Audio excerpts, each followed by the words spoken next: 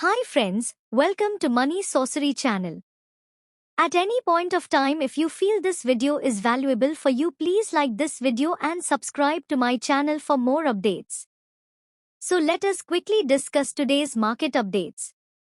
BSE Sensex is down by 166 points, that is 0.21%, and settled at 78,593 points.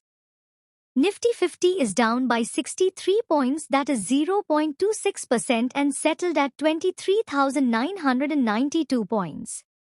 Bank Nifty is down by 343 points, that is 0.69%, and settled at 49,748 points. Nifty Mid Cap 100 Index is down by 341 points, that is 0.61%, and settled at 55,515 points. Nifty Small Cap 100 Index is down by 70 points, that is 0.39%, and settled at 17,871 points.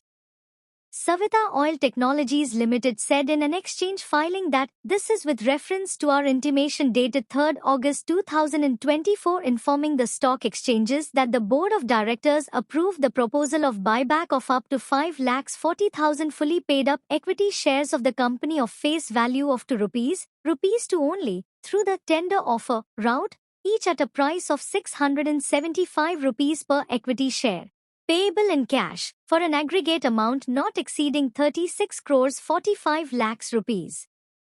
With this positive news, stock surged up in today's session. Skanrai, a leading global medtech R&D and manufacturing company specializing in diagnostic imaging, critical care and surgery auth solutions, has chosen Tata Elxsi as a strategic partner for advanced surgical imaging core technology and software platform development. With this positive news, Tata Elxsi stock reacted positively in today's session at 11 a.m. Shares of Ratnindya Enterprises Limited rose on Tuesday morning after its unit Revolt Intellicorp PVT announced the opening of Revolt Motors' new dealership in Najafgarh in New Delhi. This latest expansion falls in line with Revolt Motors' commitment to enhance customer accessibility and elevate the electric bike experience across the national capital, an exchange filing said. Shares of Bharat Forge surged over 3% in early deals today after the firm said its board would hold a meeting on 8 August to consider raising of funds. The company will also announce its Q1 earnings on Thursday. In the board meeting scheduled on Thursday, 8 August 2024, the board shall also consider raising of funds by way of issue of equity shares or any other securities convertible into equity shares or a combination of such securities by way of further public offer, rights issue, American Depository Receipts, Global Depository Receipts, foreign currency convertible bonds, qualified institutions placement, debt issue, preferential issue or any other method as may be permitted by applicable laws. Subject to such regulatory statutory approvals as may be required, said the firm in a communication to bourses.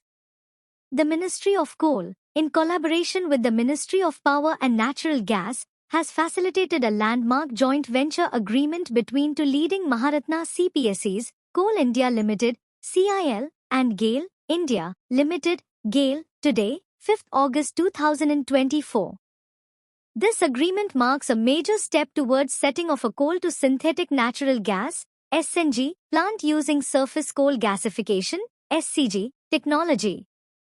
The plant to come up in Raniganj of Eastern Coalfields Limited, West Bengal's plan to produce 80,000 Nm3 per hour of synthetic natural gas (SNG).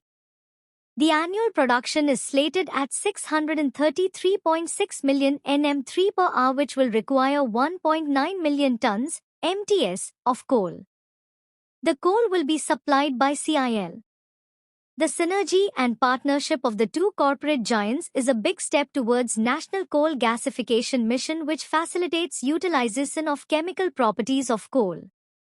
Shares of Inox Wine Limited dropped by over 3% after touching a day's high of ₹179.40 on 6 August, despite the company announcing a 201 megawatt equipment supply order from Integrum Energy.